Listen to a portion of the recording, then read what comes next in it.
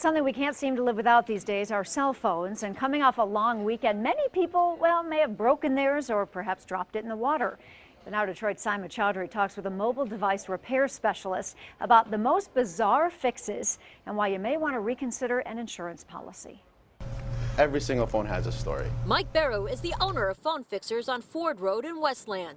It's like an emergency room for tech devices. Coming off a long weekend, the demand to fix phones was high. Cars started piling up in front and 54 missed calls in less than an hour. People already dropped their phone in the pool, people already shattering their screens, little arguments, dropping them from their car door, all that kind of stuff. Mike says he's the guy that can fix phones that most people would just throw out.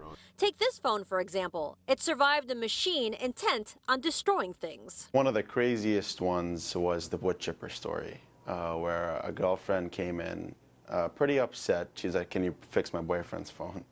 And I said, "Well, what's wrong with it?" And she pulled out this little Ziploc bag with a phone in 3 pieces. I'm not sure how it still, if it fully went through, if it was just thrown in there, but it was destroyed. It took 3 hours to turn it into this. She went ballistic. Mike says he turns into a tech therapist when he hears how the client broke their phone. That's what we call device history. There's always a small, either funny, sad, or just a normal story. And Mike's advice for you, if you are getting your cell phone repaired, make sure it's done by a certified mobile device repair specialist. And if you are considering an insurance policy, check the deductible. You may be better off saving all that money for a repair down the road. Insurance in general is a lot more expensive than a general repair. iPhone 6 will cost you $100 to get the screen fixed when it's $175 most deductibles. Teresa pays $7 a month for insurance, and her deductible costs more than it would to fix it. Now that we have these little shops popping up, it's not worth it when I can come into a place and get a screen for $100. So why is fixing phones such a lucrative business?